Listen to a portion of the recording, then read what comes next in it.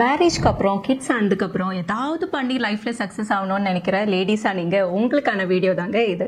Hi friends, I am Mejishan. I am from Kerala. வாங்க என்னோட குட்டி ஸ்டோரிக்குள்ளே போகலாம். என்னோட ஸ்டோரி பார்த்தீங்கன்னா, நான் வந்து பிடெக் கிராஜுவேஷன் முடிச்சதுக்கப்புறமா 1 இயர் ஒர்க் பண்ணிட்டு இருந்தேன். அதுக்கப்புறம் இன்பிட்வீனில் தான் எனக்கு மேரேஜ் ஆச்சு. மேரேஜ் முடிஞ்சதும் நாங்கள் யூஏயில் போய் செட்டில் ஆகிட்டோம். அங்கேயே ஒரு 1 இயர் கிட்ட நான் ஒர்க் பண்ணேன். அதுக்கப்புறம் தான் குழந்தையாச்சு. ஸோ கன்சீவ் ஆனதுக்கப்புறம் 3 months ஒர்க் போயிட்டு தான் இருந்தேன். ஸோ அதுக்கப்புறம் ஹெல்த் இஷ்யூஸ் வந்ததுனால என்னால் அந்த ஒர்க் கண்டினியூ பண்ண முடியல. ஸோ அங்கே தான் என்னோட கரியர் பிரேக்கே ஆரம்பிச்சதுங்க.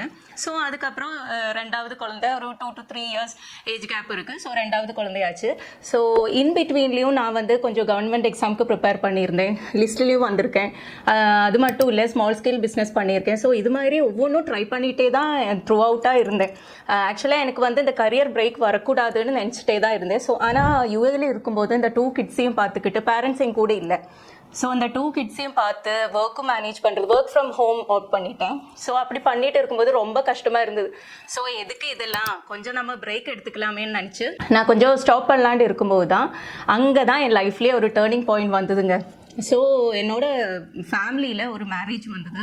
அந்த பொண்ணு வந்து பிடெக் 2nd இயர் பண்ணிட்டு இருந்தான்.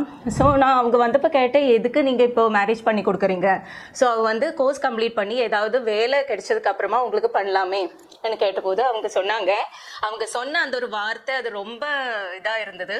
ஸோ அவங்க சொன்னது என்னன்னு பார்த்தீங்கன்னா, நீங்களும் எல்லாரும் பிடெக் முடிச்சு குழந்தையானதுக்கப்புறம் வீட்டில் சும்மா தானே இருக்கீங்க.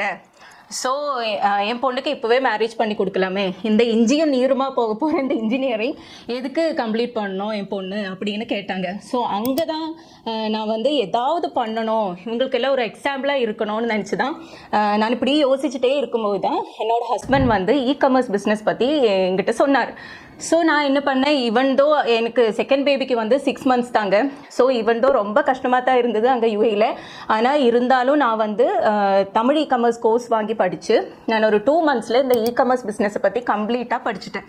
ஸோ அதுக்கப்புறமா ப்ராடக்ட் சர்ச்சிங் தான் ரொம்ப டாஸ்க்காக இருந்தது. ஸோ எப்படி என்ன ப்ராடக்ட் வாங்குறது, யூஏயில் வேறு இருக்கோம். ஸோ எப்படி பண்ணுறதுன்னு யோசிச்சுட்டு இருக்கும்போது தான் எங்களோட கசின்ஸ் வந்து 10 to 20 yearsஆக அவங்க வந்து ஆஃப்லைனில் ஆர்டிஃபிஷியல் ஃப்ளவர்ஸ் செல் பண்ணிட்டு இருந்தாங்க. ஸோ ஓகே, எதுக்கும் நம்ம இது வந்து ஆன்லைனில் பண்ணி பார்ப்போமே சொல்லி ரிசர்ச் பண்ணி ஒவ்வொரு பிளான்ஸும் எப்படி என்ன வேணும், என்னோட வீட்டுக்கு எப்படி வேணுமோ அந்த மாதிரி பிளான்ஸ் கொண்டு வரணும்னு நினச்சி நான் மெல்ல மெல்ல அமேசானில் இது ஸ்டார்ட் பண்ணிட்டேன். அதாவது 2 months ஃபுல்லாக இதை பற்றி படித்து 3rd month நான் இது வந்து ப்ராடக்ட் லான்ச் பண்ணிட்டேன்.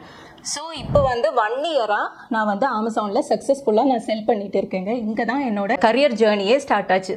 ஸோ 1 இயராக சக்ஸஸ்ஃபுல்லாக நானும் பண்ணிகிட்டே தான் இருக்கேன். ஸோ இதில் வந்து நான் ரொம்ப ப்ராப்ளம்ஸ் ஃபேஸ் பண்ணியிருக்கேன். இனிஷியல் ஸ்டேஜ்லேயே இருந்தாலும் யூஏயில் இருந்துக்கிட்டே நான் வந்து இங்கே ப்ராடக்ட் சர்ச்சிங், ப்ராடக்ட் ஃபைனலைசிங் அப்படி ரொம்ப இதை பற்றி ரிசர்ச் பண்ணி பண்ணுறதுக்கு ரொம்ப கஷ்டமாக இருந்தது. ஸோ ஒரு பாயிண்டில் நான் நினச்சேன், ஓகே யூஏலேருந்து நம்ம இந்தியாவிலே வந்து செட்டில் ஆகி நம்ம இதை பண்ணிக்கலாமேன்னு நினச்சி தான் நாங்கள் இங்கே வந்து இது ஸ்டார்ட் பண்ணோம். அதுலேயும் நாங்கள் வந்து அமேசானில் தான் 1 இயராக பண்ணிட்டு இருந்தோம். இப்போ வந்து நாங்கள் இன்ஸ்டாகிராம்லேயும் ஸ்டார்ட் பண்ணியிருக்கோம். இந்த மலையாளி பொண்ணுக்கு உங்களோட சப்போர்ட் கண்டிப்பாக இருக்கும்னு நினைக்கிறேன். ஸோ கண்டிப்பாக என்னோட சேனல் லைக் அண்ட் சப்ஸ்கிரைப் பண்ணுங்கள். தேங்க்யூ.